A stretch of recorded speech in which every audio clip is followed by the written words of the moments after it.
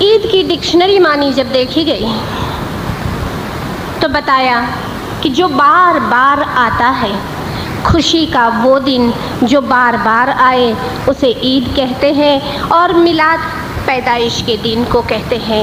تو پیدائش کا وہ دن جو بار بار آئے، اس کا یہ مطلب نہیں کہ یہ دن ہر روز آتا ہے، بلکہ یہ دن سال میں ایک مرتبہ ہم سیلیبریٹ کرتے ہیں۔ قرآن پاک میں اللہ تعالیٰ نے تمام انبیاء، تمام رسولوں کا ذکر کیا ہے۔ کیوں آج کا دن ہم سیلیبریٹ کرتے ہیں؟ کیوں؟ ان باتوں پر غور کریں تو پتہ چلتا ہے کہ خداوند تعالیٰ نے بھی قرآن پاک میں پیغمبروں کی زندگی، حالات زندگی کا ذکر کیا ہے۔ اس کے پیچھے مقصد یہی ہے کہ لوگ ان کی حالات زندگی سے سبق لے، ان کے واقعات کو دوہرا کر اپنی زندگی کے لیے ایک رہنمائی حاصل کرے۔ اور اسی لیے رسول اللہ کی پیدائش پر اللہ تعالیٰ نے فرمایا کہ اے لوگوں، یہ تمہارے لیے ایک بہترین نمونہ ہے۔ تو رسول اللہ کی زندگی لوگوں کے لیے ایک نمونہ ہے۔ اب کیسے دور میں پیدا ہوئے؟ تو جعفر طیار مولا مرتضیٰ علی صلوات اللہ علیہ کے بھائی جب دین اسلام کی تبلیغ کے لیے بادشاہ کے دربار میں پہنچے تو نجاشی وہ بادشاہ سوال کرتا ہے کہ وہ کون شخص ہے، دین اسلام کیا ہے؟ تو جعفر طیار بیان کرتے ہیں کہ ہم وہ لوگ تھے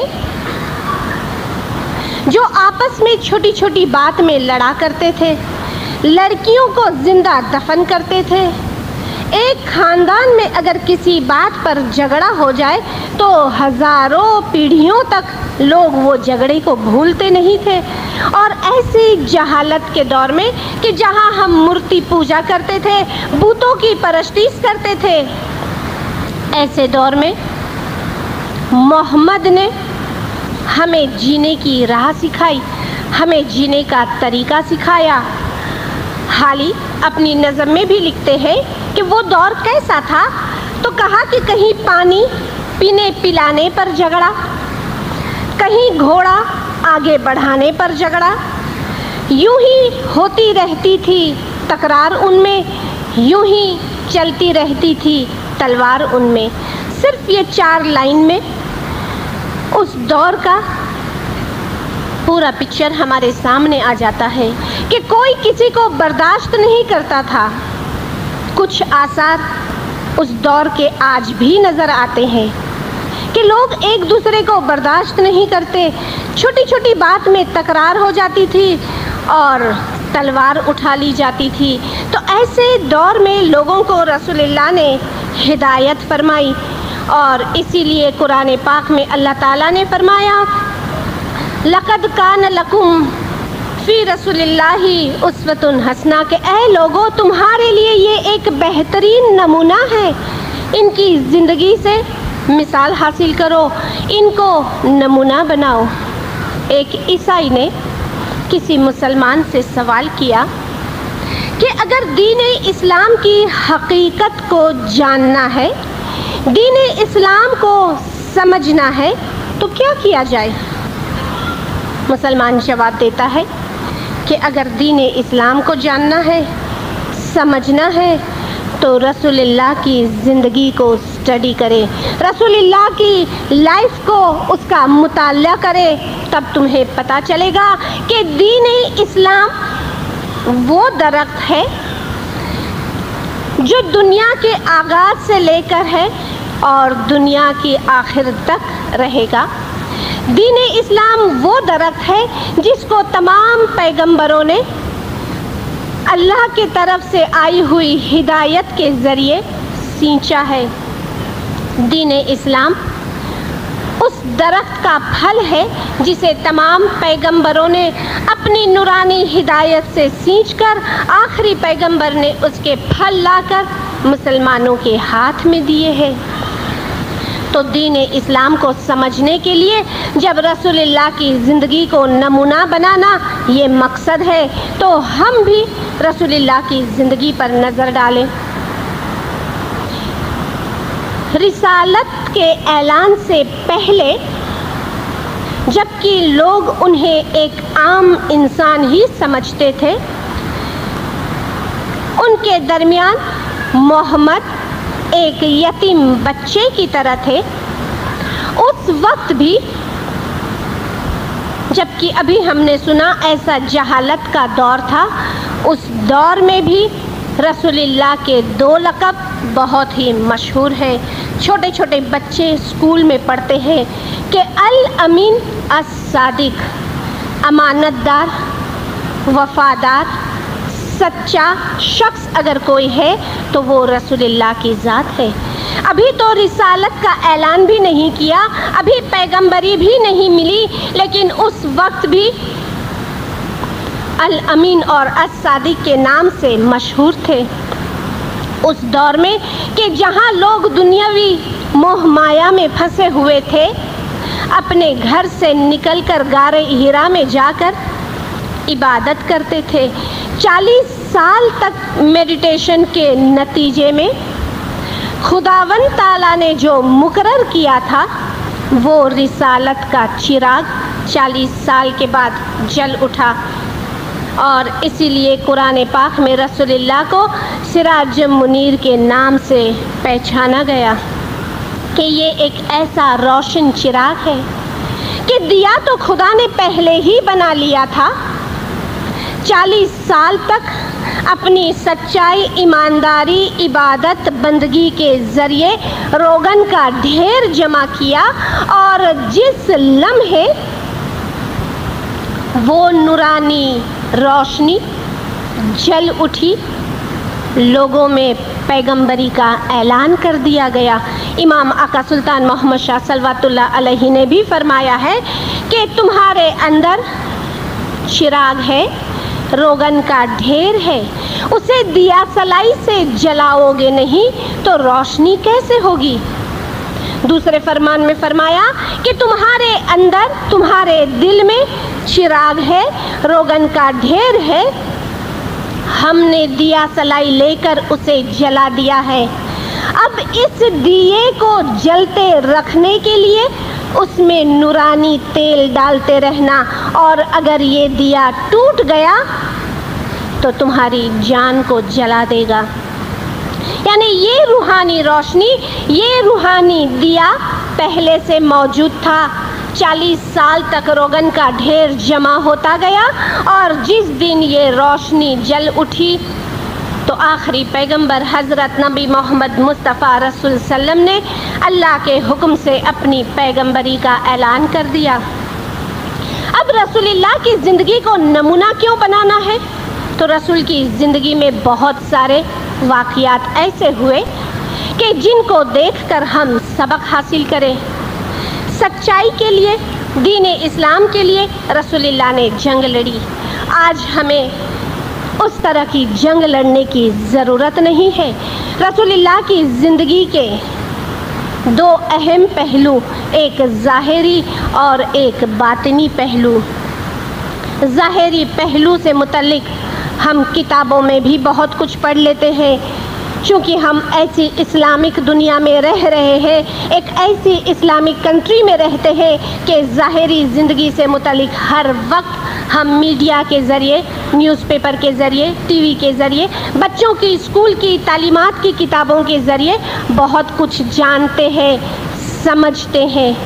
اب تھوڑا سا باطنی پہلو کی طرف بھی نظر کریں تو مولا مرتضیٰ علی صلوات اللہ علیہ نے رسول اللہ کی زندگی کا ایک اہم واقعہ جس کے طرف اشارہ کیا ہے، اور اس واقعے کو ہمیں بھی اپنی زندگی میں سبق کے طور پر لیتے ہوئے اس پر عمل کرنے کی ہدایت فرمائی ہے۔ مولا مرتضیٰ علی صلوات اللہ علیہ نے فرمایا کہ معراج خدا کا رسول پایا، جنہیں سب رات کی تھی حق بندگی، سو معراج مومن کو ہوئے جو دل سے نکالے گندگی۔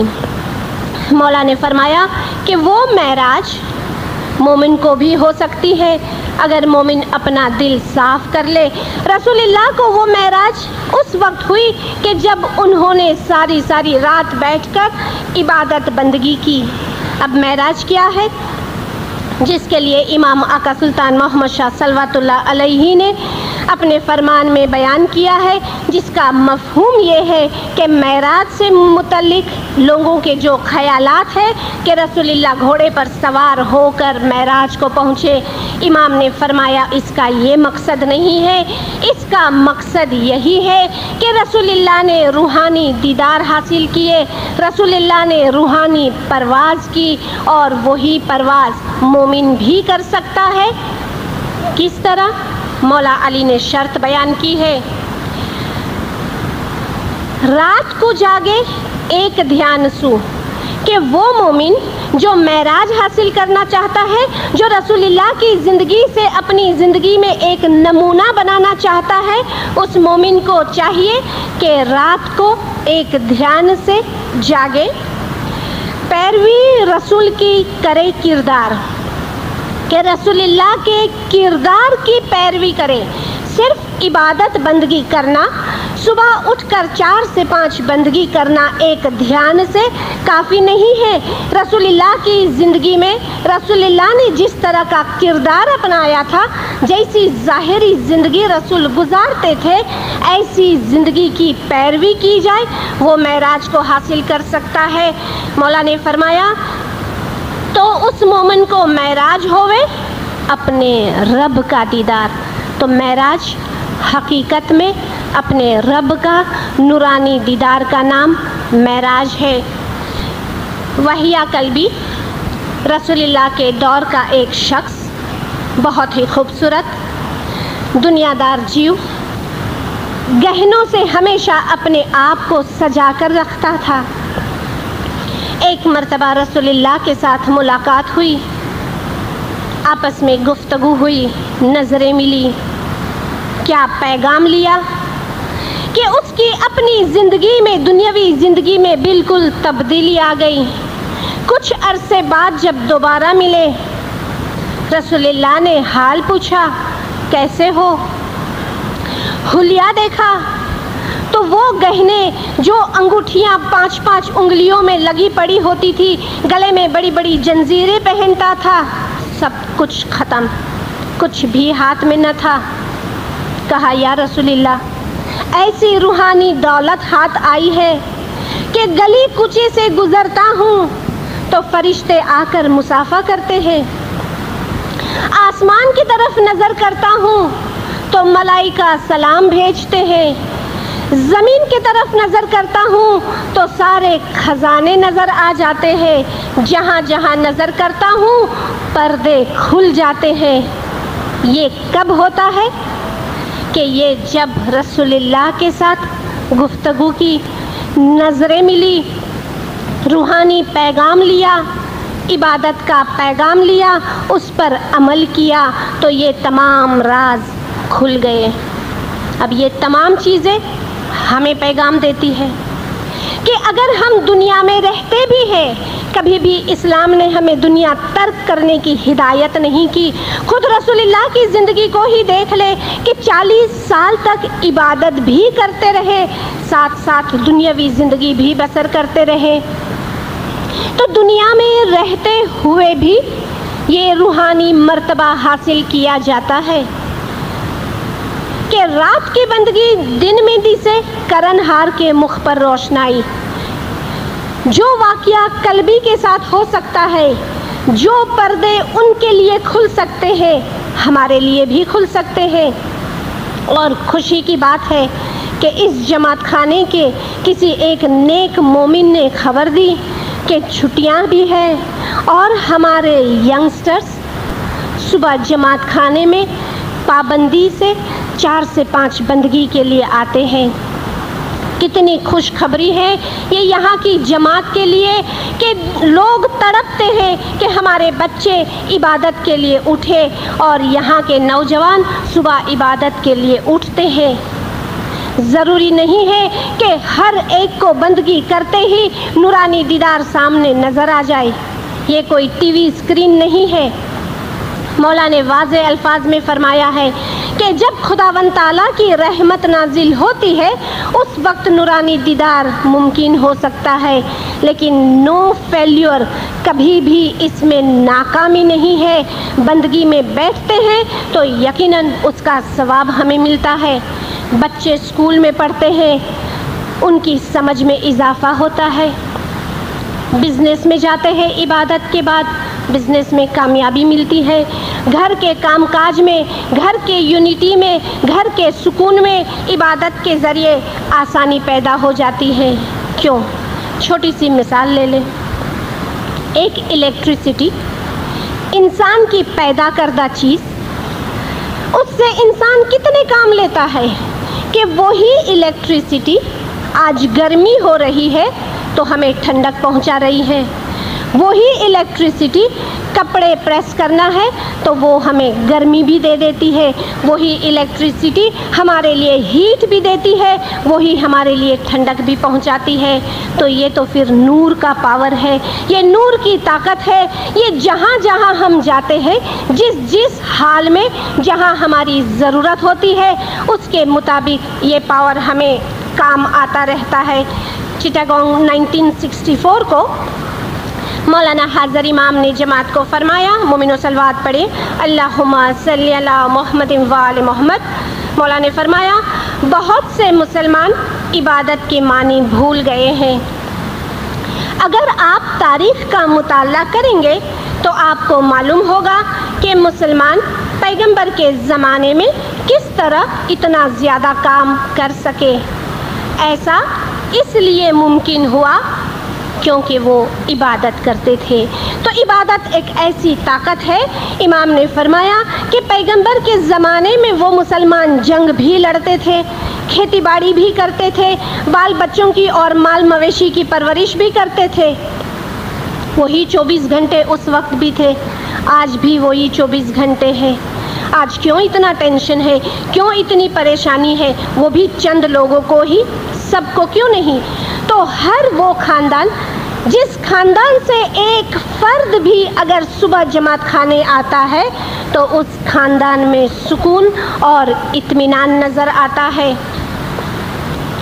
اس لیے کہ وہ عبادت کا پاور اس گھر میں چلتا رہتا ہے۔ آج میلاد کے دن رسول اللہ کی ظاہری اور باطنی دونوں زندگی سے ہمیں پیغام لینا ہے۔ باطنی زندگی کا ایک اہم واقعہ ہم نے معراج دیکھا۔ ظاہری زندگی میں ایک مرتبہ رسول اللہ بازار سے گزر رہے تھے، عید کا دن تھا، تمام لوگ نئے کپڑوں میں سجے گھوم پھر رہے تھے۔ ایک چھوٹا سا بچہ گندا مٹی میں کھیل رہا تھا۔ قریب جا کر رسول اللہ نے اس سے پوچھا کہ بیٹا، آج کے دن تمام لوگ خوشیاں منا رہے ہیں، ایک دوسرے سے مل رہے ہیں، تم اکیلے یہاں مٹی میں کیا کرتے ہو؟ بچہ کہتا ہے کہ رسول اللہ، میرا کوئی بھی نہیں ہے، میرے ماں باپ مر گئے ہیں اور میں اکیلا رہ گیا ہوں۔ اسی وقت رسول اللہ ہاتھ پکڑ کر اس بچے کو گھر لے گئے، بی بی فاطمہ کے ہاتھ میں دے کر کہتے ہیں کہ ہمارے شہزادوں کو ایک طرف رکھ دو، پہلے اس بچے کو نہلاؤ، اچھے کپڑے پہناؤ، اگر یہ بچہ خوش ہوگا تو خدا ہم سے خوش ہوگا، اس لیے پہلی خوشی اس بچے کو دو، پھر ہمارے شہزادے کو تیار کروانا۔ ایک چھوٹی سی مثال ہمیں پیغام دیتی ہے کہ خدا کا دیا ہمارے پاس بہت کچھ ہے۔ آج کے دن رسول کی زندگی کے اس پہلو کو دیکھیں کہ یتیموں کی مدد کی، غریبوں کی مدد کی، دشمنوں کی مدد کی اور لوگوں سے خوشیاں حاصل کی۔ اگر ہم بھی کسی کا دل خوش کر سکتے ہیں تو اس سے بڑھ کر ہمارے لیے اور کوئی خوشی نہیں ہوگی۔ مولانا حاضر امام شاہ کریم الحسینی کو انٹرویو میں سوال کیا گیا کہ آپ اپنی جماعت کے لیے کیا چاہتے ہو؟ آپ کے ذہن میں اپنی جماعت کے لیے کیا چیز ہے؟ 3 الفاظ مولانا نے فرمائے، peace, security and happiness. शांति, सुकून, सलामती और खुशी। कि मेरी जमात को शांति मिले, सुकून मिले, वो सलामत रहे और हमेशा खुश रहे। और यही दुआ हम रोज़ाना मांगते हैं, व अदखिलना दारसलाम, कि या मौला हमें सलामती के घर में दाखिल कर।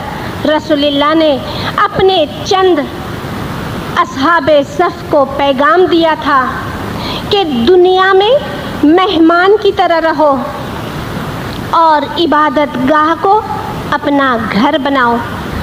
2 लाइन का ये पैगाम हमें बड़ा गहरा पैगाम देता है कि इंसान थक कर दुनिया के कामकाज से फारिग होकर सुकून के लिए अपने घर जाता है, तो रसूलुल्लाह ने फरमाया कि अगर सुकून चाहिए तो इबादत गाह को अपना घर बनाओ और दुनिया में मेहमान की तरह रहो। ऐसा कौन कर सकता है कि जो खुदावंद ताला से मोहब्बत करता है। कुल इन कुंतुम तुहिब्बून अल्लाह, कि ऐ रसूल इनसे कह दो कि अगर तुम्हें खुदा से मोहब्बत है, व युहिब्बुकुमुल्लाह, खुदा भी तुमसे मोहब्बत करेगा। सिर्फ मोहब्बत करके छोड़ नहीं देगा तो क्या करेगा? व यगफिर लकुम ज़ुनूबकुम, कि तुम्हारे गुनाह को माफ़ कर देगा, लेकिन बदले में एक छोटी सी शर्त। वो शर्त क्या? फत्तबिऊनी, कि ऐ रसूल इनसे कह दो कि अगर तुम्हें खुदा से मोहब्बत है तो मेरी पैरवी करो, रसूल की पैरवी करो। और रसूलुल्लाह की पैरवी क्या है? कि जिसका मैं मौला हूँ उसके अली मौला है। तो आज अगर खुदा को खुश करना है, खुदा की खुशनुदी हासिल करनी है, तो रसूलुल्लाह की ज़िंदगी से पैगाम लेते हुए अपनी ज़िंदगी में थोड़ी सी तब्दीली ले आए। जितना हमसे मुमकिन हो सके अपने दीन भाई को हम खुशी दे। ज़रूरी नहीं है कि जेब से निकाल कर पैसे देकर ही हम उनको खुशी दे सकते हैं। किसी के साथ मोहब्बत से बातचीत करना, बड़े बुज़ुर्गों का ख्याल करना, ये उनको खुशी देना है। और रसूल की बातिनी ज़िंदगी से पैगाम लेते हुए आज तक हम जमात खाने आते रहे हैं। मज़ीद इस पर अपने तरफ से कोशिश करें, कॉन्शियस एफर्ट करें कि 5 बजे आते हैं तो 4:30 बजे आने की कोशिश करें। आज के दिन को सिर्फ जमात खाने में आकर सेलिब्रेट करना काफ़ी नहीं है, लेकिन रसूलुल्लाह की ज़िंदगी से पैगाम लेते हुए, उनकी ज़िंदगी को नमूना बनाते हुए हम भी अपने अंदर जो चिराग है, रोगन का ढेर है, दिया सलाई से उसे जला दिया गया है, अब उसके अंदर नूरानी तेल हम डालते रहे, इस दिए को हमेशा रोशन रखें, तो इंशाअल्लाह नूरानी दीदार ज़रूर हासिल कर सकेंगे। मौला